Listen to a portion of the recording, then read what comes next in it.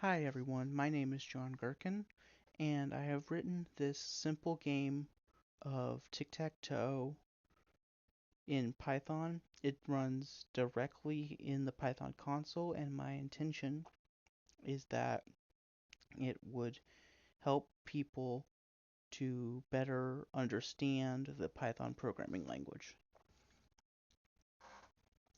So, the first thing I will do is I'm going to run the program a couple of times to show you how it works. Um, Then I will go over the code generally and name the different functions and what they do. I'll show you how to use breakpoints and various debugging tools like watch windows and things like that to help you better debug your code. I'll go over some general important concepts that apply to the whole thing, like importing and libraries, as well as going over public or slash global or and local variables. Um, I misspoke there. I work primarily in C programming, C-based languages, and in those languages, those variables are known as public and private. However, in Python, they're called global and local. Um, but they're the same thing, and we'll go over that later. After that, we will go over the code line by line, and I will explain what each line does as we go through it, and I will go have a brief summary at the end. So, the first thing here is this is running the program. I have an animation of the tic-tac-toe words because I felt like being creative. Everything is run entirely from the keyboard. There is no mouse interaction. So if we choose start a new game with the default settings, um, it will allow us to get directly into the game quickly. So we press, got to select in the console here, press enter, and we see this first thing we see here is this grid with the different numbers on it. If you notice, that matches the layout of this visual board here. Says it's player one's turn. Please enter the number of the square you want to play in and make sure that square has not already been chosen. So if we choose tile 1 and press enter, notice this no longer says 1 here, now it shows X. Say player 2 wants to play in tile 3. Notice now this shows O. And back to player 1. Say they want to play 5, and player 2 wants to block them by playing 9. Player 1 gets to block player 2 by playing in 6. Player 2 gets to block player 1 by playing in 4. Player 2 does 7. That was player 1 actually, whatever. And then we get 8, and then we get 2 and whatever, and it should be a tie, right? Yep. Game complete, it was a tie. If we restart it, get the little animation again. Let's do player 1, and I'll show you what happens when X wins. So 1, see player 2 does 2, player 1 does 5, player 2 does 6 because I'm showing X winning, player 1 does 9, and it skips straight to the end and it goes player 1, player X, 1. And then the same thing happens for player 2, but this time going through I'll show you the custom settings option here. So if we choose option 2 here, we can now choose a different character to represent player 1. Let's choose A because I'm lame and boring. And then player 2 can do B because again I'm lame and boring. And we can choose who will go first, 1 or 2. By default 1 goes first. So I'm just going to leave it like that for now. And then now if we choose 1, now see it shows A instead of X. And I will show you how that's done later. And player 2, let's say they do 5. And also if you put in multiple characters, it tells you to insert a number there if you put in multiple numbers, 1 through 9 inclusive. So there is error catching if you put in just letters. If you put in a single letter, there's all kinds of error catching in here. So it'll only let you play numbers 1 through 9, and that's it. And again, I will show you how that is done later. Um, so for player 2, we're trying to get player 2 to win. So let's say 5. They get B right here. Say player 1 does 2. Player 2 blocks them by doing 3. Player 1 does 4, trying to win, but then player 2 does 7. And it goes straight to the end, and it shows player 2 with the corrected character here, right here, 1, and restart. And then there's a timer here of 5 seconds. The game closes in 5 seconds, and then it exits. So that's what this game does. Now I'm going to go over the code generally. So up here, these are the global variables because they're defined outside of a function. Should exit game is pretty self-explanatory. And is first move is that holds is a boolean. It holds is this the first move of the game, because on the first move of the game you have to do some extra calculations. Has encountered error, it's kind of self-explanatory. Has found a win condition is also kind of self-explanatory. Game state is an integer that holds the current status of the game, where we are in the game. So it starts at 0 on the main menu, 1 if we do the custom setup, 2 is when we're running the game, 3 is the game over screen, and 4 is exiting the game. No moves is 1 because it's the total number of moves made, and that way if 9 moves are made, we can detect that and know, hey, we need to exit the game now because I know when I wrote it that there's 9 tiles playable. That way we don't have somebody trying to make 10 moves, for example. Integer for current player's turn is kind of self-explanatory. Who the integer winner is who won. 0 is nobody, 1 is player 1, and 2 is player 2. And player 1 character is X, that's the default value for the player 1, and player 2 character is O. That's the values that are changed when you put in a custom character in the custom settings. And the first player to go is, again, the other thing that's determined when in the custom settings. It is worth noting that when I wrote this, since most of my experience is in C-based languages, which are type full, I think Python's actually type full as well, but is more strongly typed. I believe that's the term, strongly typed, which means you have to actually define a variable type when you declare a variable.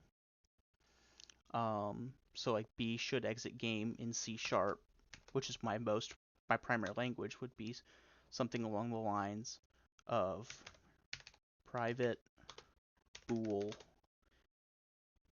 B underscore should exit game equals false. Oh, sorry, in C# it's lowercase. Would be like that. But because Python is loosely typed, you don't have to actually declare the variable type, and it determines the variable type based on what values you assign to it. So to help me keep track of what type each variable is, I did a letter abbreviation at the beginning of each variable, so that you know what type of variable it is. So S is string, I is integer, B is boolean. Down here we have the board values, and I'll explain what these are in a second. But they are it's a list. In other programming languages, you'll hear it called an array. I may refer to it as an array by accident, but they're the same thing. And it holds the value that is displayed here. And so then if somebody plays in tile 1, this string number 1 is replaced with an X, or whatever the player 1 character is. LS means it's a list of strings. These are different grid positions for winning. Now, update is run repeatedly via a while loop, and it is what is looped over and over, and the game is run. The game runs in this. These are the draw functions that actually draw things to the screen. This first one clears the console so that we can draw the next frame. Draw the splash screen is the first intro screen that the user sees, and you see here the different frames of the animation. We'll go over that in more detail in a minute. Draw the menus is drawing the setup match menu, and again, we'll go over that in more detail in a minute. Draw the matches, then the middle is when you're actually playing the game. And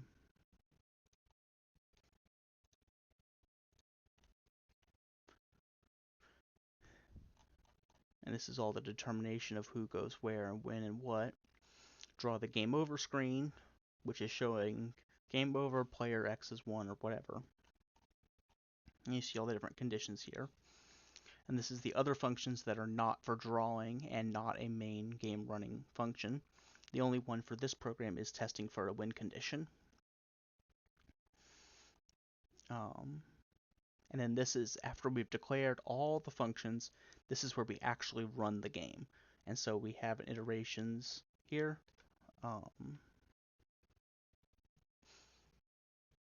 And I'll go over this again in a moment.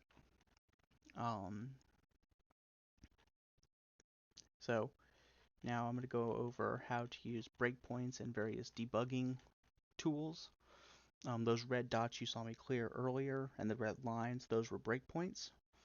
What a breakpoint does is when the code execution reaches that point, it will stop and allow you to, it will pause the execution of the code and allow you to examine different variables and values at that point in time. It is very valuable for if something is showing an incorrect value or something like that, you can pause it, you can deduce based on your knowledge of the code where you think it might be and put a breakpoint right before that and then step through the code one line at a time to determine where that is.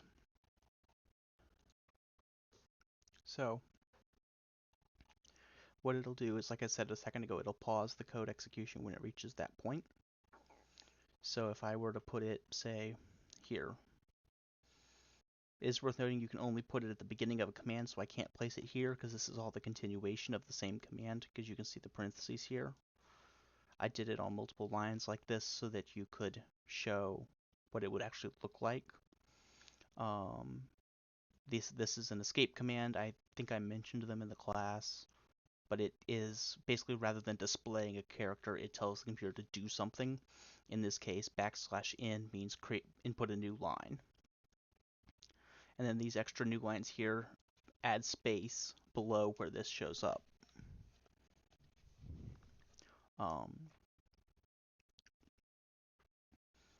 So if you put a breakpoint there after frame 4, in order for breakpoints to work, we have to run it in debug mode. But if we do debug mode, watch, boom, it did the clear function, but then it stopped right here. It didn't draw the next frame. So say I wanted to determine what, I don't know, what the value of iGameState is. I could go over here, type in I underscore, and it auto-completes iGameState, hit plus, and it'll tell me iGameState equals 0 at this moment. If I wanted to determine what, I don't know, I've already got one here showing what the board values are. Right here, 1, 2, 3, 4, 5, 6, 7, 8, 9. And see, and then if I wanted to just check each line one at a time, I can do step into, and it'll run the code one line at a time. And see now,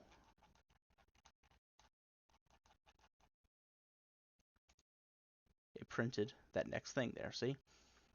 And then sleep, for 5 milliseconds, clear, enter a whole bunch of new lines, and you'll see why it did that in a moment. Print the next frame. Boom. Clear, or wait 0.75 seconds. Clear it. And print that, and then can print this, and printed that text, and then now it gets your input. See how we can step through the code one line at a time? Because the code is not actually stopped at a breakpoint right now, it's actually waiting for input instead. You don't see these values, don't actually you can't actually calculate these values because the code's actually actively running right now. But if I do, say 1, enter, it will now allow me to go through it one step at a time. See, it said if choice. See, say I wanted to see what s underscore choice, I can spell, is. If I wanted to check it just once, I can hit enter, and it'll just show me the result of what I tested. Otherwise, if I want to keep it there, I can do that, and it'll show me that s choice equals 1, equals a string, a string of 1. It's also useful that it'll show me the data type here, int or string or whatever. And see, it said s choice equals 1, so there's 1. And I can continue. I prefer to use the function keys up here, so F7. So then we get, where was I? Sorry, I got interrupted. Oh yeah, so we see game state here. All right, so here, sorry, I got interrupted again. People won't leave me alone. Anyway, so here's game state, and see how the breakpoint happens before that code on that line is run. So see, game state still equals 0 here. But if we do that, if we run the next line, now it equals 2. So it pauses before it runs the highlighted line, which is important. You do return. I'm just doing the step into here. I'm just doing it on the keyboard instead. Clear, draws a whole bunch of extra lines, and then this print is all put in here, and then it prints. It goes back, and it showed you calculating each line here, and then it goes back to the print function, and then it draws this, and this is where it goes who's going first, etc., etc. So, now we stop here.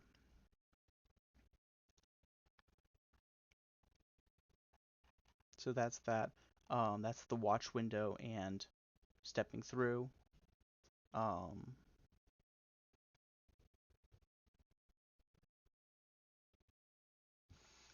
Now, it is worth noting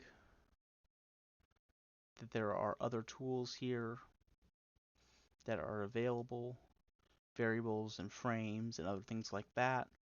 I don't primarily use them. I use primarily the console and watch windows. They do have other things. There's also a call stack in here somewhere, I believe. I'm not sure. I don't remember exactly where it is. But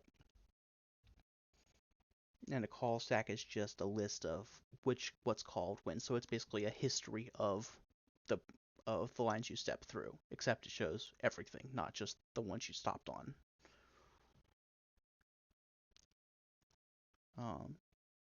Next, I'm going to go over the import and the libraries up here at the top. So if you don't know what a code library is, think of it like a think of it like a physical library. Assume that for the sake of this analogy, you have the ability to just buy the whole library, and it won't cost you anything, just for the sake of the analogy. If you need some of the stuff from that library, you can either buy the whole library and get everything in it, or you can just go and get one specific thing from it if you only need a couple of things. Code libraries work in a similar way, except they don't cost money, usually. If you look here, everything, all of the functions, everything in this thing. So the def, global, if, elif, all of these things are all in, I think it is one of these folders in here. Yeah, here it is. Python 3, libraries. See, you've got all of this stuff here. It's like you got a library that allows you to do email with a whole bunch of different functions and scripts in it.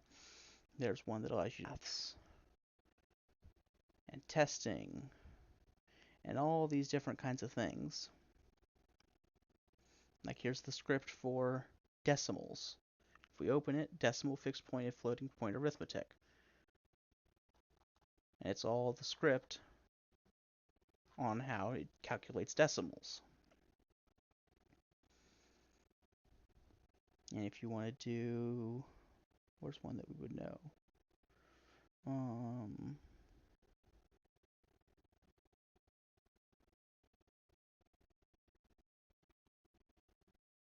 Oh, we talked about the OS one. This is the library that holds all of the operating system stuff. And these are like this is like, for example here, this is what you would type in and this is what it would actually send to the computer. So these are all libraries. Everything in Python and most programming languages in libraries, it's just that some libraries are built in because they're frequently used, whereas other ones that are less frequently used are not built in order to save memory. So what I'm doing here is I'm importing the entire sys library, and I honestly only use one function out of the sys library, so I could just do the same thing I did up here, which I'll explain in just a second, but I just wanted to show you a standard sys, a standard import statement. If you only need one thing from that library, you can do from library name, import function name. So these sleep functions that you see here and here and here or whatever are all part of the time library. So I'm saying look through the library called time and import the function sleep. There's other stuff in the time library like dates and, well, not dates, probably not, but like converting hours to minutes and all this other kind of stuff. Like getting the current time, storing time, changing time zones, all this other kind of stuff. See, if you look at this thing here, Python sometimes calls them modules. They're more commonly known as libraries. I think in Python they're called modules, but I'd forgotten about that, but I call them libraries because that's what they're known in most programming languages, and it's an easier analogy. But it has two different standard representations of time, UTC versus GMT, and all this other kind of stuff.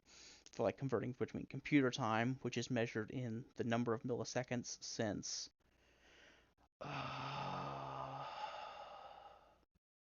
January 1st, 1990, I think. No, January 1st, 1970. I was close.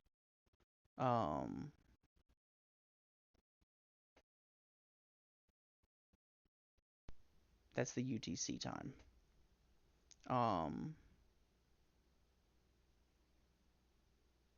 And then, but if you just show time, if you want to make a clock and you just show the time as 15 billion seconds, people are going to go, what does that mean? And you need to convert that into something human readable. That's what the time library is for.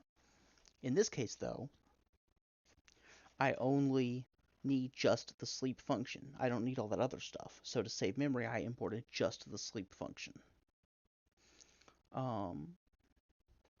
And honestly, I could have done,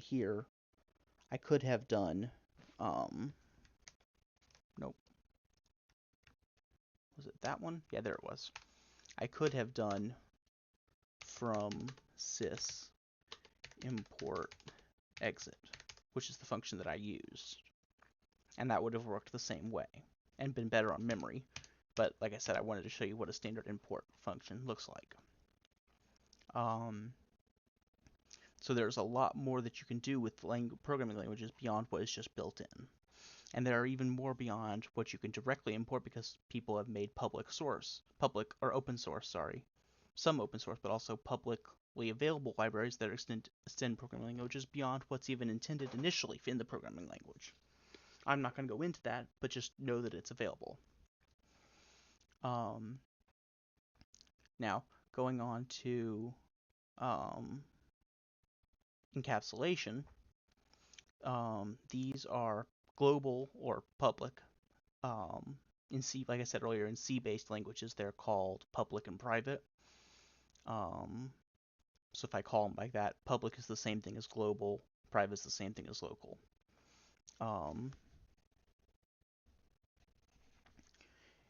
It's important. So the differences between them is that global variables exist in the program as a whole outside of individual functions.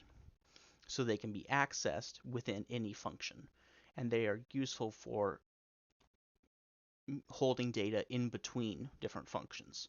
So if you want to have one function that uses data and then another function or method that modifies that data, there are two primary ways of doing that. One is using a global. The other one is to put it inside the parentheses here as an argument when the function is called. I'll show you that here later with the clear function here.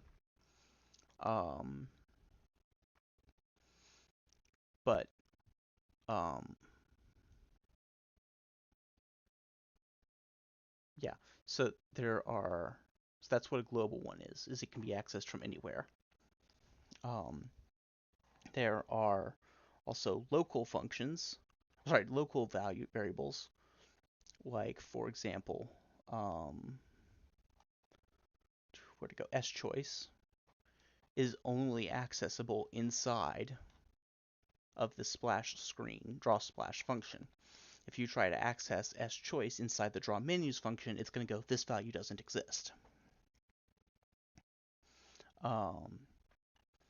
Because it's a local value. The reason that this is important is because it's a security, well, one helps with organization, but it also helps with security as well, because you don't want a outside script or something being able to access a private piece of information, or in this case, local piece of information. And there's a number of other reasons, but those are the ones that are relevant. I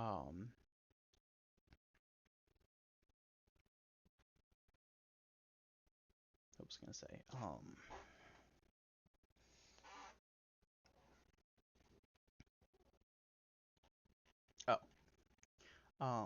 in Python, if you want to use a global variable inside a function, you have to define it up here with the global keyword and then the name of that variable. If I remove this global keyword, it's going to think I'm declaring iGameState as a local variable. See how it's highlighted it here? And for some reason it highlighted it up here too, I don't know, but probably because it just has the same name. But if I say iGameState, even though I set iGameState up here to 0, if I set it to, say, 2 here, then if I were to run it, it's just going to run directly into the game. See? Because it's using this as a local variable, not the global one from before. So I need to define tell the program that iGameState that this string of letters, this variable, is the same as iGameState up here. So that's what all of this global stuff is at the beginning of each of the functions here.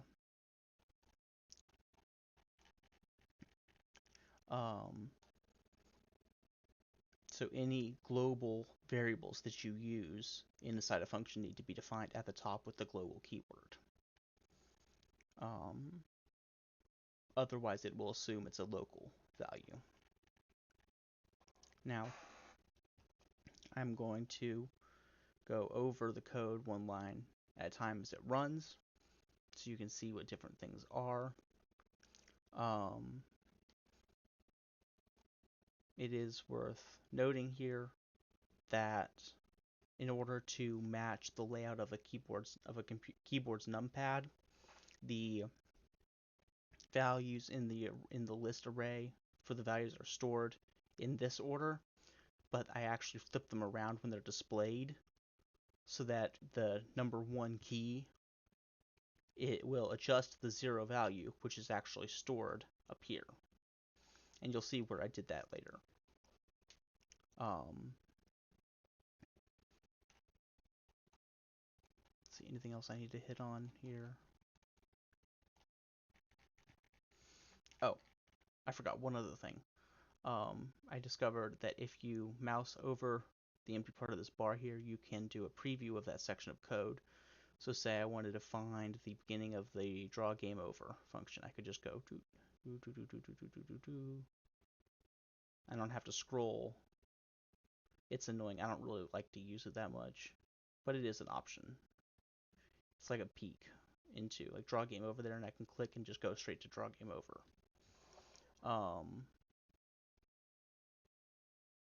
I don't really like to use it that much, but it is an option.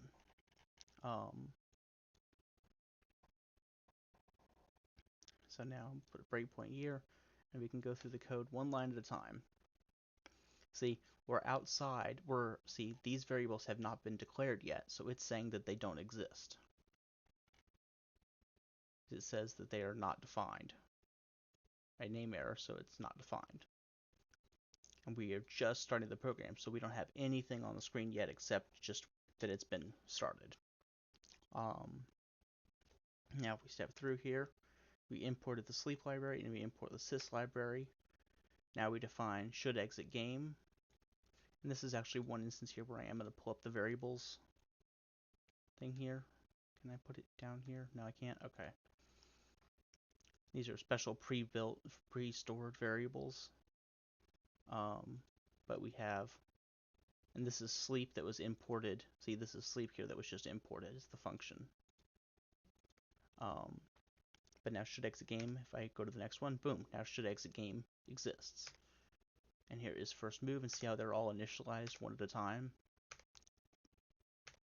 Oh, these lines you see jumping around over here, the pink ones are where the selected line, where that value is used. See, it says the I winner there, and that box is highlighted. And the green ones are also where it's highlighted, I think, or where it's tested, I think. Something along those lines. I don't remember exactly.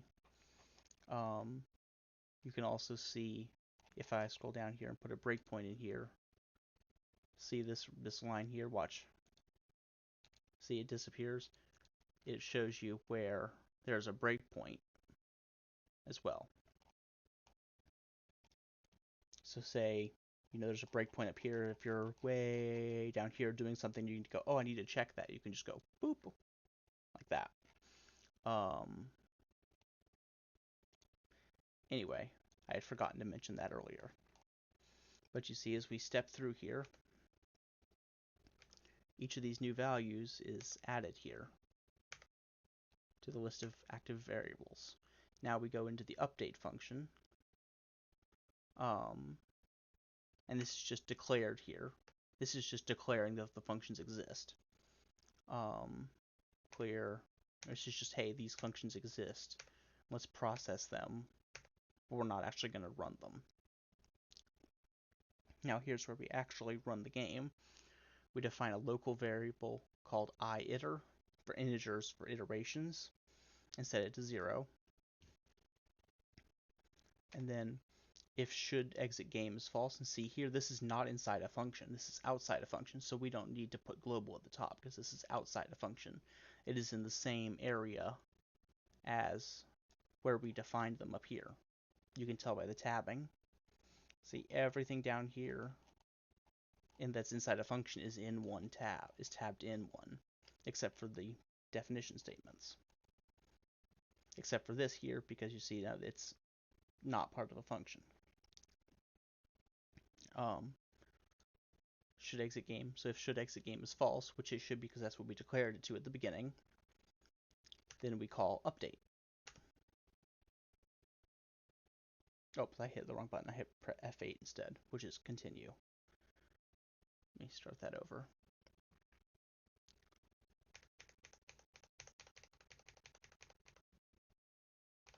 Define all the functions. Call update.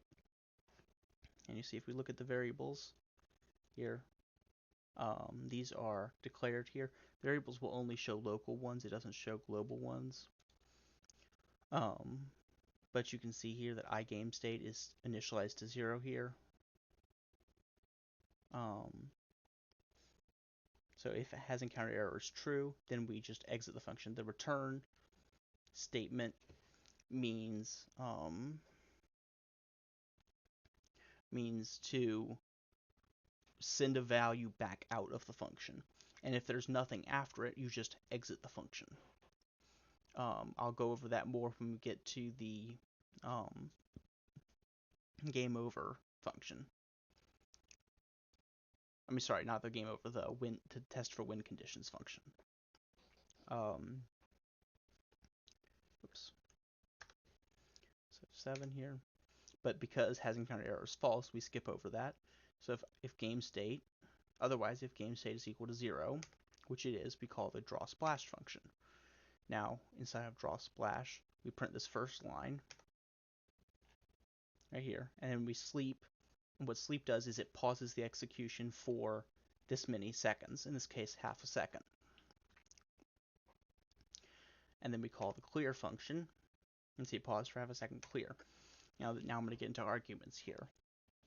Arguments are what you put inside the parentheses here. And if you put an equals in here, you can make it an optional argument. I explained it right here. What the purpose of clear does is that, unfortunately, in PyCharm, there's no easy way to just clear the output console. So I just draw a bunch of empty lines instead. By assigning value to the lines variable here, you can give it, by putting the equals 50 here, I give it a default value and make it optional. If I don't put that equals 50 there, then whenever I call it, I have to put a value in here.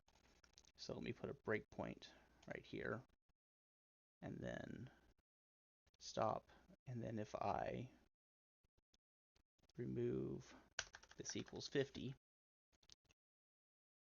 and I try and run it,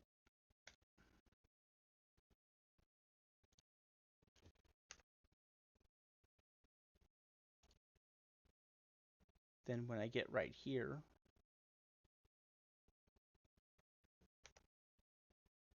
oh, sorry, that's defining it. Sorry, keep going. Whoop, I get an error because clear is missing a required positional argument. And this is the call stack here that I was telling you about, or sorry, Python calls it a traceback. It's also called call stack, either way.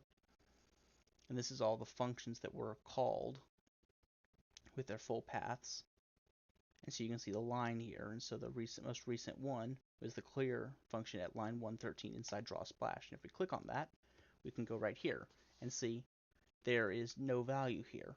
But because I removed that equals 50, you have to assign it a value. Otherwise, it'll throw an error because it doesn't know what to assign to the line's variable. Now, by putting this equals 50 back here, I'm making it an optional argument, which means that if I don't do anything, like I said here, it will just assign the value of 50 to lines, and then run the function assuming lines is 50. But optionally, I can assign something like, if I put in my example here 10, it'll assign the value 10. Let me catch back up here.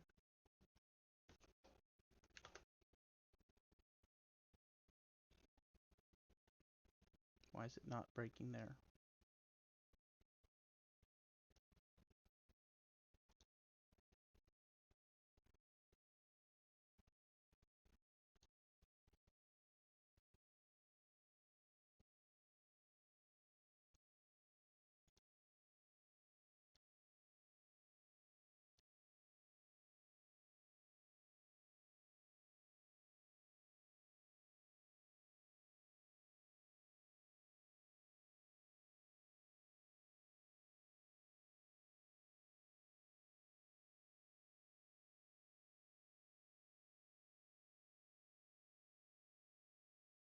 There it is. Okay. That was weird. I've never seen it do that before. Um, but anyway, because I called it with a default value of 50, and so you can see right here, lines, it assigned the value 50 to it. Then we will, so for I, so define the variable I, and by default it goes to 0, in range 1 to 50. Sorry, it doesn't go to 0, because we used range 1. The first value is 1, so we're assigning 1 to I. And then what we do is, if you notice, we go print a new line, and then I is 1, and then print a new line, I is 2, 3, 4, 5, etc. And we can go all the way through here.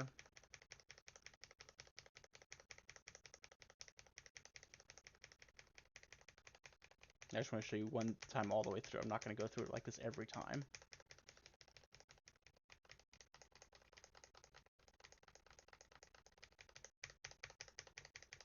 And then when since lines was set to 50, when lines equals 50,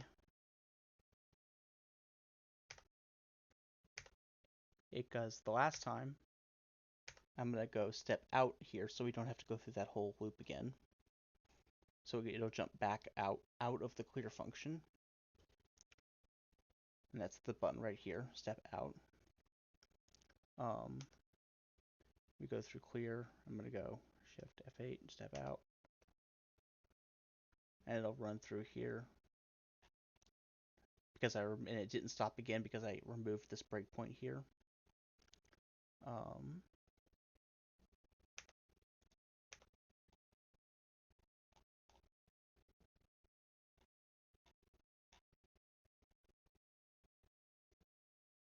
And I did stop out too many times there. We stop right there. Sleep 0.5. Clear. Step out. I hit step out again a second time there, and it jumped out of the whole function. That's why. But now we could print 0.5. Step out. And we can also do step over, which will jump over that function, which is this button right here. Now we're down here at this line right here. So I'm going to put a breakpoint here. And we can do 1. We choose 1. It'll stop right here. And we can see that S choice is 1 right here. Alright, and S choice is 1 right here. Sorry, I had to get a drink. We have game state, and then we can go in here and have game state, set it to 2. If we go back over here to our watch, we can see the game state is now 2. Because variables only shows the local variables to this function. Watches actually shows everything you tell it to watch. Because it, well, watches those values. And then we return out, and because we set game state to 2, now when we go back to update, game state 0, nope. Game state 1, nope. Now, because we're in game state 2, we go into the draw match function. And inside draw match, I'm going to do step over here. Oh, darn it, it did it wrong again.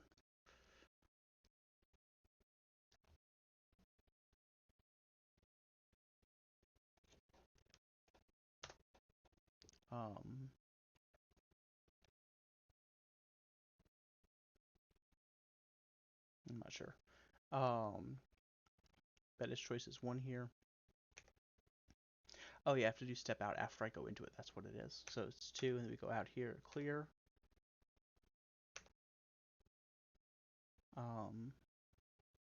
And then now we print each of the board values. And so we go ls board value 6, 3, 0. And see if we look here, if we get the sixth value here is 6. And so it prints it, and 7th value is 7, 8th value is 8. Or sorry, 6th value is 7, 7th value is 8, and 8th value is 9, because computers count from 0. And so then now it draws that. And because I changed the order here, so it's 6, 7, 8, 3, 4, 5, 0, 1, 2, that's where the board is flipped. Remember I mentioned at the beginning, back right here, how it's displayed this way but stored this way. That's where that flip happens. So now on the first move, so we need to determine who is going first, because in the custom settings,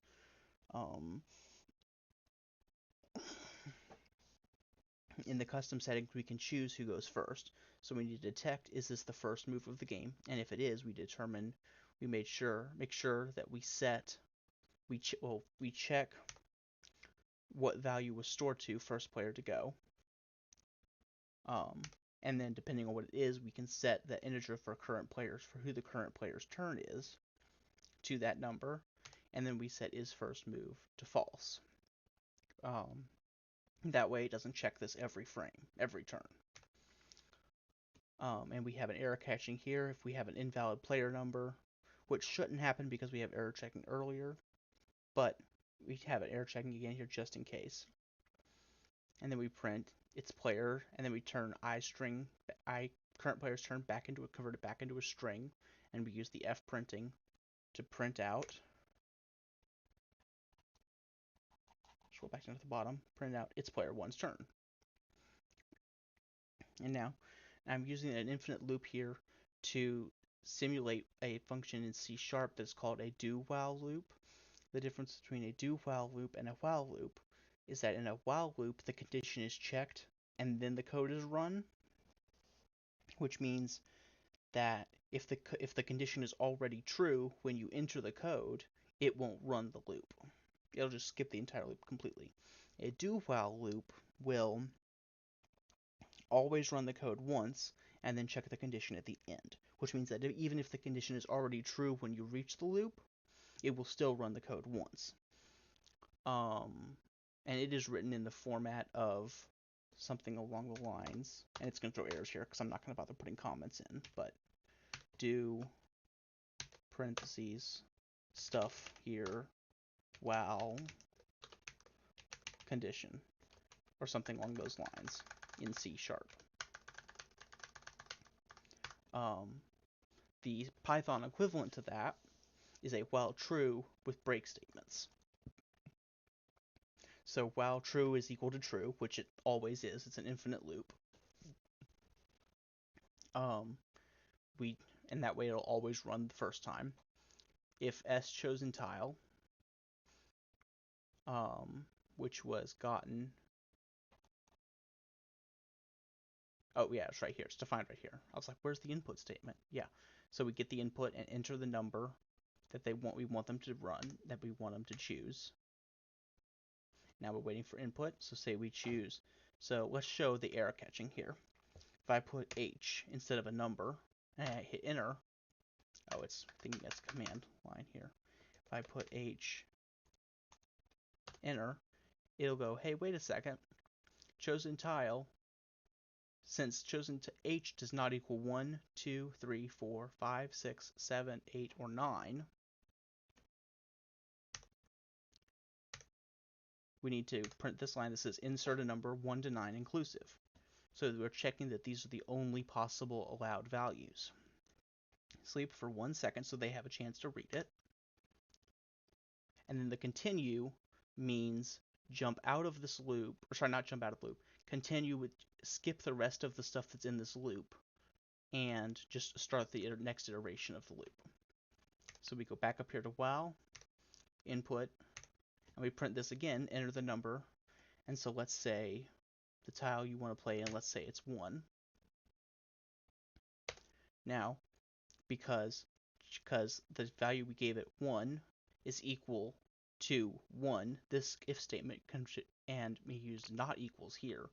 This 1 checking if 1 equals 1, checking if 1 does not equal 1, that statement is false because 1 does equal 1. So therefore, we go over and we go to the else if,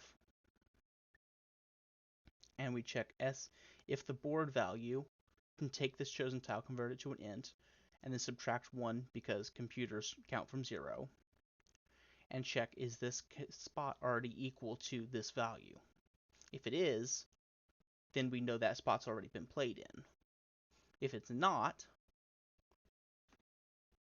and so if it's not, then we know we can play there. So in this case, it's not because we haven't played there yet, so it'll jump over it, and the else break. So if the input is valid and it's not already been chosen, then we break out of that loop. And the reason we did that as a loop is so that it can go back if there's an error. Now, if it is the current player is still to 1, which it is, we set that tile in the array to this character, which means that now, in the future, this will be tripped if somebody tries to play there. This will resolve to false. Or sorry, no, this will resolve to true, because that value will equal that value, which will cause you to choose to print this message instead. Now we go for test the win condition, and this is where I'm going to get into return values. If you notice right here, when we go test for win condition, see, we're testing if it equals true. In order for our function to equal true, it has to return a value. You can also set something equal to it. So I could do value equals test for win condition. That would also work. And then the value, then it would run test for win condition and store the result in value. In this case, I don't need to do it that way, but you could. In this case, I'm just testing it directly. So down here, I need iWinner, num moves, and game state for this function. So now this is where we directly test the conditions. And remember up here, I have, these are the different possible win conditions, and actually I don't think that one was flipped. It should be,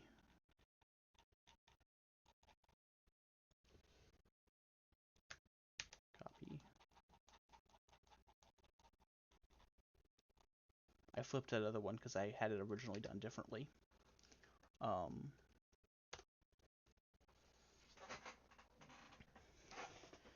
These are the actual win condition values. So check if if in the item in index 7 is equal to the item in index 4, which is equal to the item in index 1, we know that there's a win along the left column. And that's exactly what we're doing here. If 0 is equal to 3, which is equal to 6, or in this case, 1, 4, 7, because computers count from 0, if those all equal P1 character, or 147 or 258, whatever, if any of these possible win conditions all contain this, then we know that player 1 won, so we set iWinner to 1 and game state to 3. That way we know we need to go to the game over screen, and then we return the value true. But that's not what happened here. So it's going to test each of these and go, these are all false, and then jump over it. And now we're going to test the exact same thing, but for the player 2 character. And again, these are all going to return false because we just started the game. And now we're going to check if the number of moves is greater than or equal to 9. It would work to just do directly equal, but I like to do greater than equal just in case, because no code is ever perfect. That's just something you've got to expect that there's always going to be errors, always going to be bugs.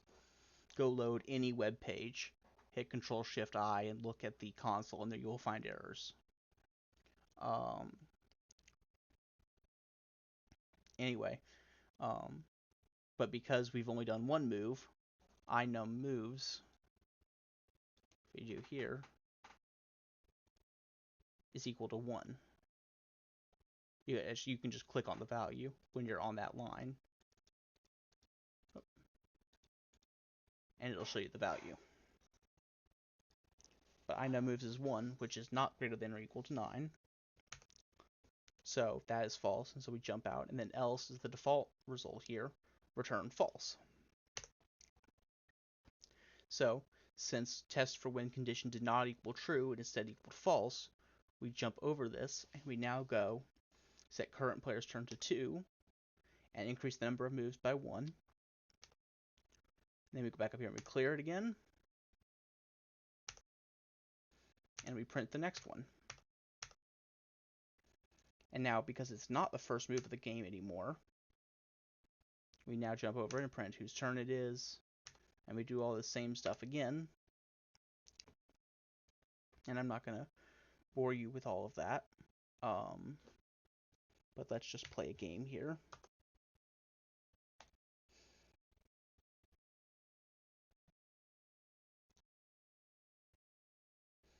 Now 0 here, and then let's make X win.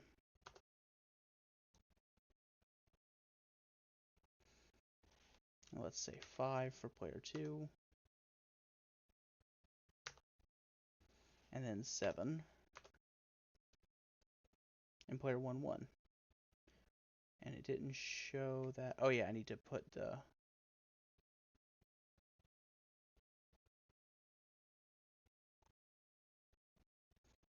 I did that wrong. That's my fault. Because it didn't show the board anymore. It just skipped straight out. So I need to put put one up here in the update function. That was my fault.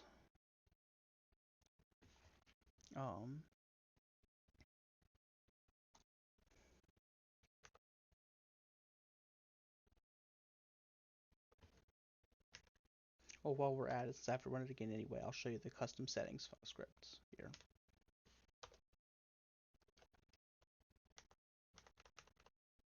Now, because it was, see here, because I skipped over it too quickly.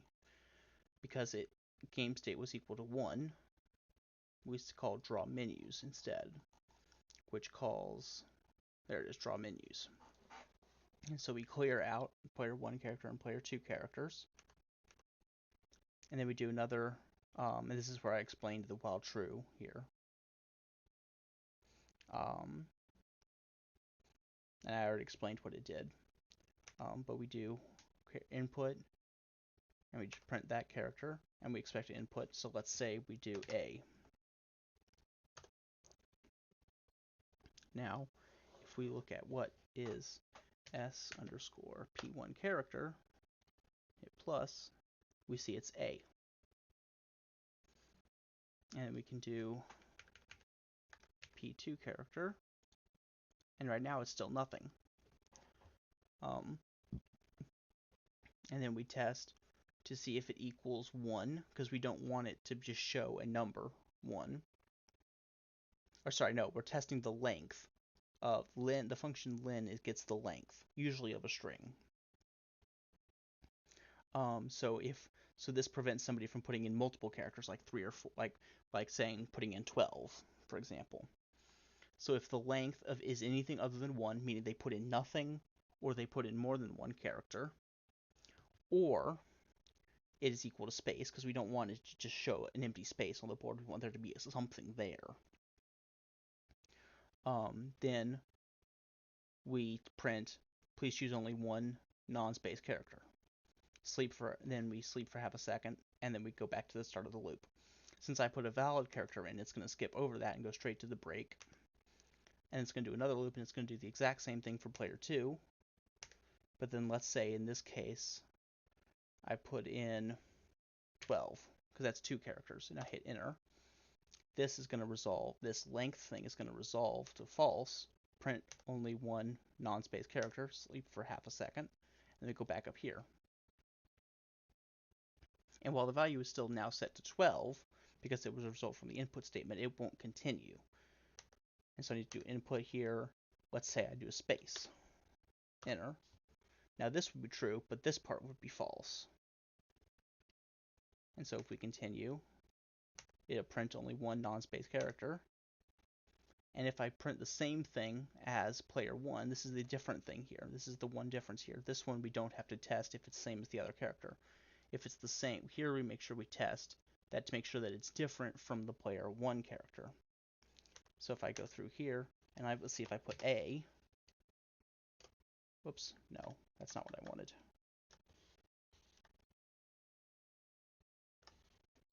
A, it keeps trying to autocomplete for some reason. And do enter, because that's the same thing as the player 2 character. It's going to do that. And I need to edit this so that it's player 1 character that is different from the player 1. See, no code is ever perfect.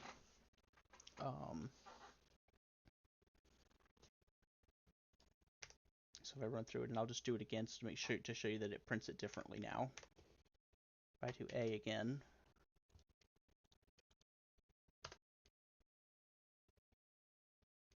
and we go through, see. Oh, it hasn't updated it because it's still running, that's why. But still we get an input. So now if I just do B, which is a valid value here,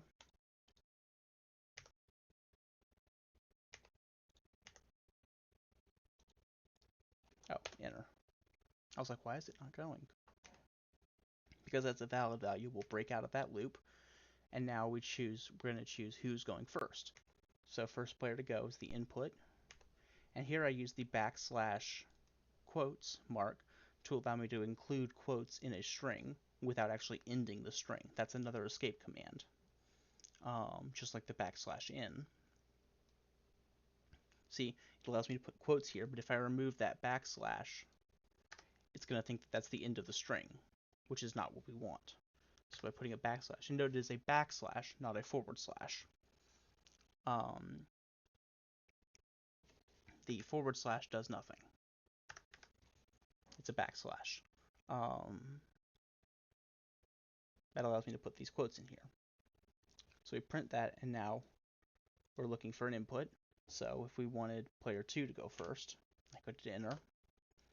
And now, go back here to the variables. If I go over here to s underscore first player to go. Whoops. If I r s first player to go. See, now it's set to 2. So now we do an error test here. If it does not equal 1 and it does not equal 2, so if I had put 3, A, Q, 15, anything else, it would say, this is again error catching, it would say print only a 1 or a 2. One of the primary parts of developing the programmer mindset is learning to include error catching in everything you do, and to try and think of every possible way that somebody's going to try and break your code. Because if you can think of it, somebody's going to try it. And if you can't think of it, somebody's still going to try it. Which is another reason that why code is never perfect. You can never assume that somebody's not going that you don't need to do something because somebody's not going to try it. You should always assume that somebody's going to try and break your code in every possible way. And you need to make it break proof as best you can, I guess. You know what I mean. So you need to include error catching in basically everything. But because I put a valid value of 2, it skips over that part. And we break out. And now, because we've set all these values and we're done with the draw menus function, I just set the game state to 2. And then it leaves the function and it goes back up to the update function. I don't need to put a return statement there because it's just the end of the function. You only need to include return if you're A, returning a value, or you need to exit the function before the function is over, before the end of the function. But now, because we set game state to 2, this is false, and now we actually play the game. Draw match. And then we were here earlier. We went through this before.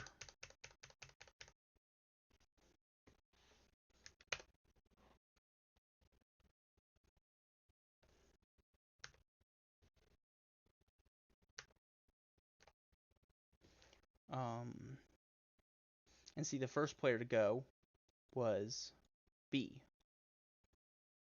or player 2, because that's what we set. I'll go over that part real quick here. And I went over it earlier, but because the first player to go is set to 2, we set the current player to 2. And then because we test it down here, this would have been false, and so instead it would have gone to here and done this one instead. Now I will move over this part kind of quickly here and skip to where we do the wind testing. I already went over the wind testing, didn't I? I think I did.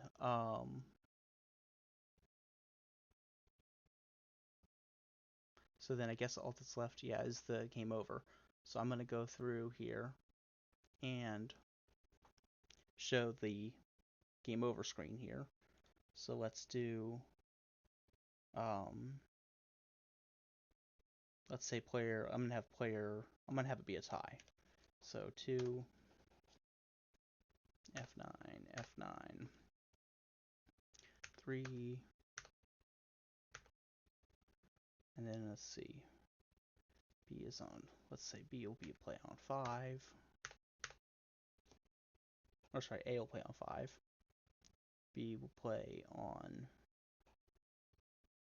8,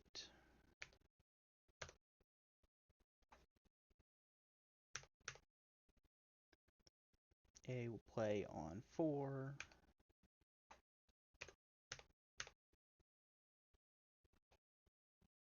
B will play on 6,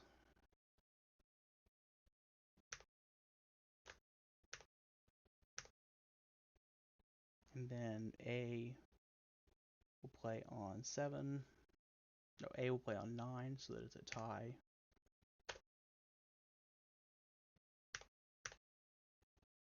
And then B will play on, and here I'll show you. If we choose the spot that's already chosen, let's say I do 3. Alright, oh yeah, I already went over that part. Never mind. This is getting so long, I'm forgetting what parts I've done and what I haven't. We choose 7, and we now go in here. And because it did that it did that wind testing, and now if we look at what I underscore winner is, it should still be 0 because there was no wins. But if we look at I underscore num moves, it's 10. And since 10, and since we had this test down here, and 10 is greater than 9, and that's actually correct. That's actually what we want, is because that's the num moves is what move it's on, not what move it's the next one is. And so when it's num moves is equal to 9 when it is on the 9th move.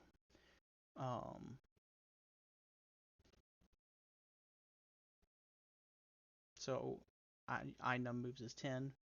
So if we go through here, this is false, and because game state is 3, go here, and then we show the game over, and we draw the game over screen. And then now that we've drawn the game over screen, we want to set it to 4. So that after the game over screen in the next update, it'll exit the game. We call clear. Winner is 0, which it is. We print it was a tie, which we start the game to play again with all these extra new lines in here so that it's all spaced out. Thanks for playing. Game closing in 15 seconds. And then we sleep for 5 seconds. And then we clear clear the screen, do the same thing but game closing in 10 seconds, sleep for 5 seconds, clear, game closing in 5 seconds, sleep for 5 seconds, and then now we go back up here, has encounter error still false, and now game state is equal to 4, and this is where I use that sys function, that sys library that I imported up here, system.exit, and we exit the game. So that's how that game works. You'll probably have to go back and rewatch that a couple of times, but that's how that all works. So just kind of in summary, we've got the import up here and the global variables and the update that loops to run different steps of the game. And then we've got the functions that are called from within the update function. It's typically considered bad practice to put a whole bunch of code inside the update function for readability purposes. It's bad practice to put a whole bunch of code inside the update function, comma, period. For readability purposes, you want to call other functions from within update.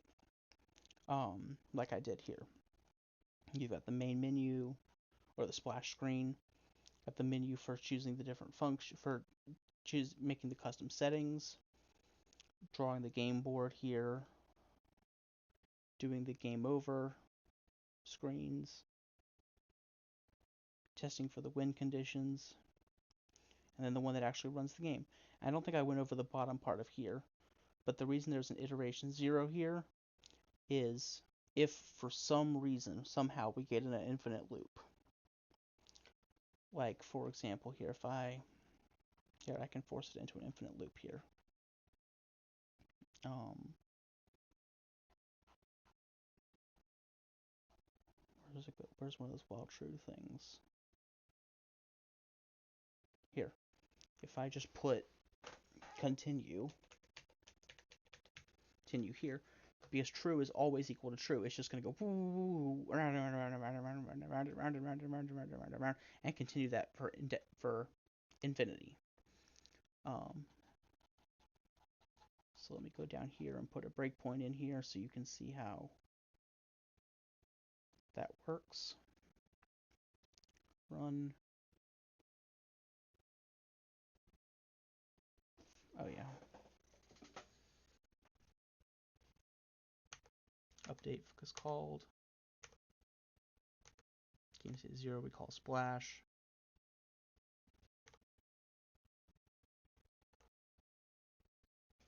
If we do 2 so that it goes there. Now we actually run the game while should exit game is false. We do update, calls this here, draw menus, and now we draw the clear thing.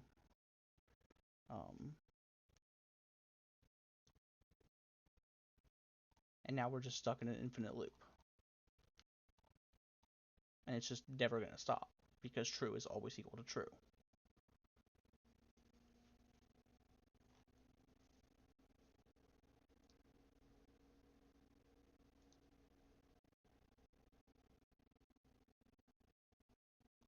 So I guess this was supposed to stop that. I guess I didn't write it correctly now that I actually tested that part. I thought I tested it before, but apparently not. But this is if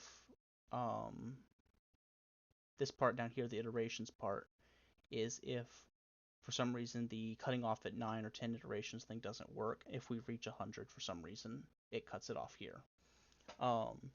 This is if we encounter an error. For example, if where's the place where I set it here?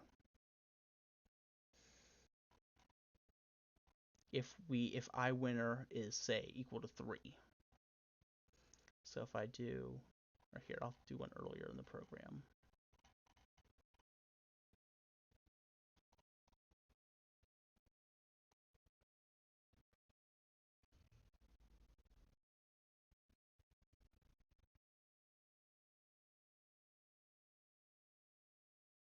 Here.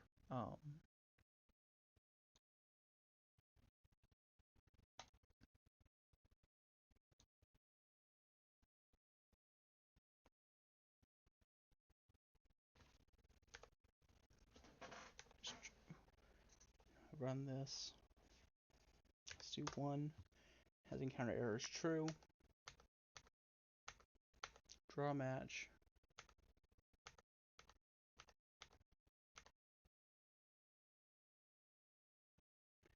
Now, if I go over here and I set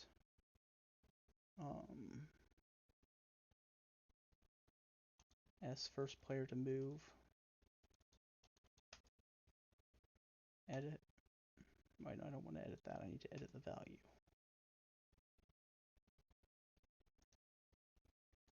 Oops.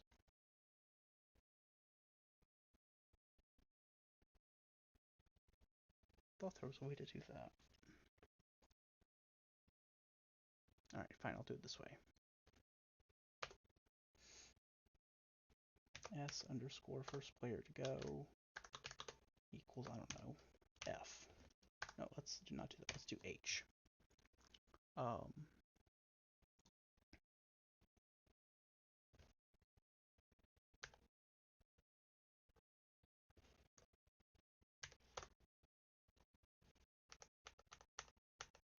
Draw match. And now we set first player to go here. We set it to H, so now this resolves false, false.